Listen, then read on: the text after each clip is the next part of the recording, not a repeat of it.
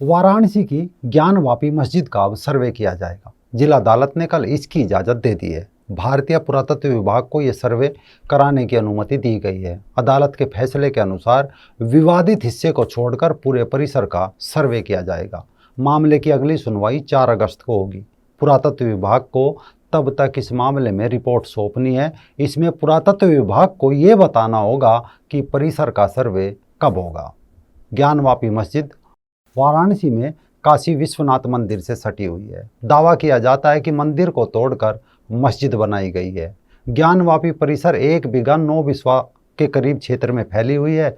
कई लोग दावा करते हैं कि ज्ञानवापी मस्जिद के नीचे 100 फीट ऊंचा विश्वेश्वर का स्वयंभू ज्योतिर्लिंग है। नमस्कार दोस्तों, मैं राजीव चौधरी। रंग दे बसंती देखना शुरू कर चुके हैं आप। दूसरों की बात छोड़ दीजिए। मैं पिछले साल और इस साल भी काशी विश्वनाथ गया था। दोनों बार वहां मौजूद ज्ञानवापी मस्जिद को देखकर एक ही बात दिमाग में आई थी कि ये तो सरासर अन्याय है। यहाँ मस्जिद का क्या अर्थ है?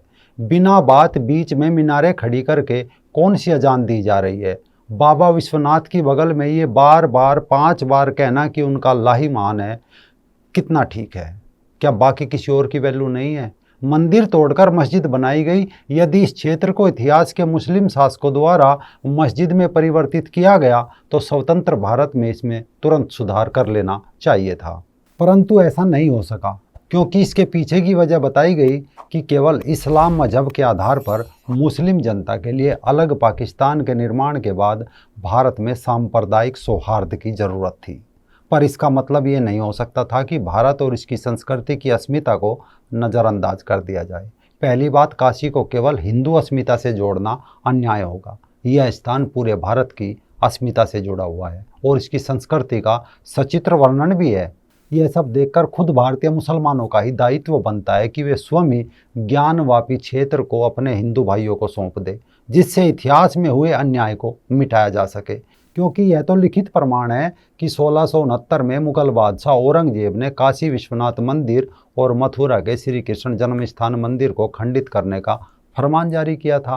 बेशक उसने ऐसा भारत की बहुसंख्यक हिंदू जनता पर अपने मजहब का रुआब गालिब करने और अपने बादशाह होने के गरूर को मजबूत करने के लिए किया होगा, परंतु उसका यह कृत्य इस भारत की आत्मा की हत्या करने वाला था, जिसका वह आसीन बना बैठा था।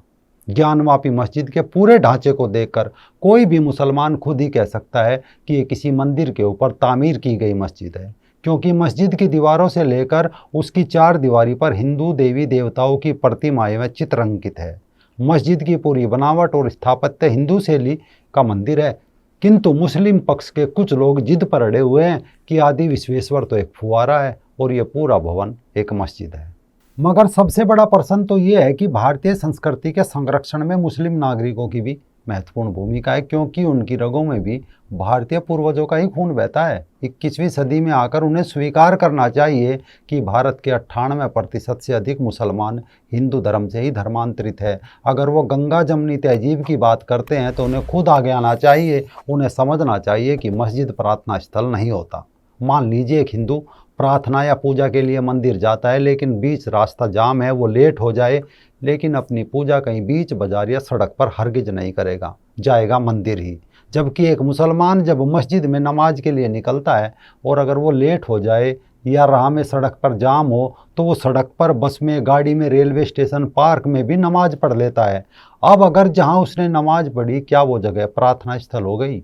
ये एक सवाल है, क्योंकि काशी के बारे में इतिहास कहता है कि वाराणसी एक अविमुक्त क्षेत्र है जहाँ विश्वेश्वर महादेव के नाम से एक स्वयंभू ज्योतिर्लिंग था। 12 प्रमुख ज्योतिर्लिंगों में से अविमुक्तेश्वर महादेव का या विश्वेश्वर महादेव का यह ज्योतिर्लिंग सर्वप्रमुख और सबसे ज़्यादा पवित्र था। इस ज्योतिर्लिंग के पास ही एक कुआं था जिसे दिव्य और पवित्र माना जाता था। कथाओं के अनुसार इस कुएं का जल गंगा जल से भी ज़्यादा पवित्र था। इस कुएं के जल को पीने से ज्ञान की प्राप्ति होती थी। संस्कृत भाषा के अनुसार वापी का अर्थ कुआं होता है और इस कुएं के जल से ज्ञान की प्राप्ति होती है, इसीलिए इसे ज्ञानवापी अर्थात ज्ञान का कुआं भी कहा जाता था।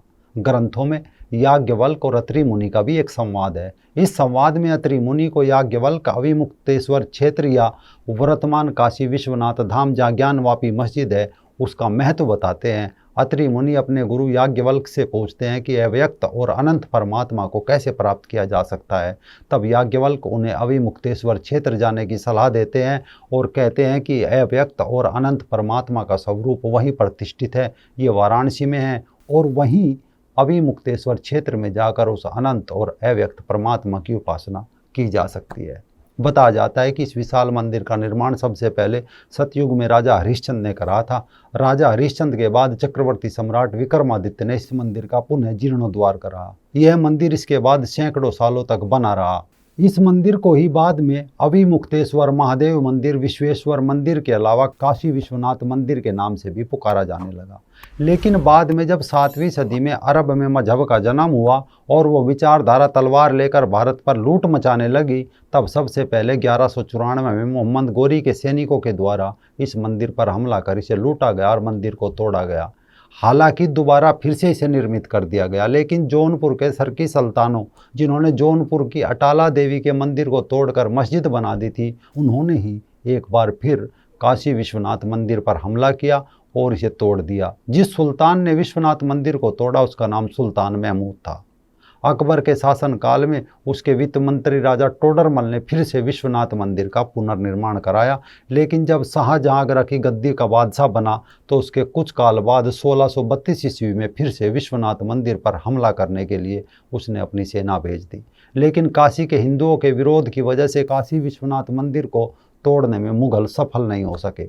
बाद में 18 अप्रैल 1669 में औरंगजेब ने अपनी सेना काशी विश्वनाथ मंदिर को तोड़ने के लिए भेजी। बताया जाता है काशी विश्वनाथ मंदिर को तोड़े जाने की घटना घटी। इस बाबत औरंगजेब ने जो फरमान जारी किया था, जो आदेश जारी किया था, उसकी मूल प्रति आज भी कोलकाता के एशियाटिक सोसाइटी की लाइब्रेरी में रखी हुई है। इतिहास पर लिखी तमाम किताबों से लेकर सरकारी गजेटियर तक में इस बात का उल्लेख है कि औरंगजेब के आदेश पर मंदिर का ध्वस्तीकरण। औरंगजेब के सूबेदार अब्दुल हसन की औरंगजेब को लिखी एक चिट्ठी इस बात की तस्दीक भी करती है। औरंगजेब ने 8-9 अप्रैल 1669 को अपने सूबेदार अब्दुल हसन को फरमान जारी किया था कि वो जाए और काशी के मंदिरों को तोड़े। इस फरमान के बाद सितंबर 1669 में अबुल हसन के औरंगजेब को अपनी जवाबी चिट्ठी में लिखा कि मंदिर तोड़ दिया गया है और वहाँ एक मस्जिद बना दी गई है। 1965 में भी इलाहाबाद की सरकारी प्रेस में छपी गजेटियर में पेज संख्या 25 से लेकर 77 तक वाराणसी का इतिहास लिखा हुआ है। यानी औरंगजेब की सेना के द्वारा काशी विश्वनाथ मंदिर को तोड़ा गया। लेकिन जैसे ही मुगल सल्तनत कमज़ोर होने लगी और मराठों की शक्ति बढ़ने लगी, वैसे इस महान मंदिर के पुनर्निर्माण की कोशिशें फिर होने लगी। मराठा शासक दत्ताजी सिंधिया और मालवराव होलकर ने अपने शासनकालों में एक बार फिर काशी विश्वनाथ मंदिर को फिर से बनवाने की कोशिश की, लेकिन ये दोनों ही सफल ना हो सके। आखिर में इंदौर की महारानी अहिल्याबाई होलकर ने 1777 से लेकर 1780 के बीच काशी विश्वनाथ मंदिर का पुनर्निर्माण कराया। बाद में महाराजा रणजीत सिंह 2 टन सोना लाए और काशी विश्वनाथ मंदिर को स्वर्ण काशी विश्वनाथ मंदिर में बदल दिया। हालांकि मंदिर आज भी अपने मूल स्थान पर पूरी तरह स्थापित नहीं है और अविमुक्त क्षेत्र में ज्ञानवापी के साथ आज भी मस्जिद स्थित है, लेकिन आज भी ज्ञानवापी मस्जिद के लिए हिंदुओं का संघर्ष जारी है। लेकिन अब जिला अदालत के आदेश पर वाराणसी की ज्ञानवापी मस्जिद का सर्वे किया जाएगा। जिला अदालत ने कल इसकी इजाज़त दे दी है। भारतीय पुरातत्व विभाग को इस सर्वे कराने की अनुमति दी गई है और इसमें कोई दो राय नहीं है कि वो ढांचा मंदिर की मूल जगह पर स्थित है, जैसा कि अयोध्या में था।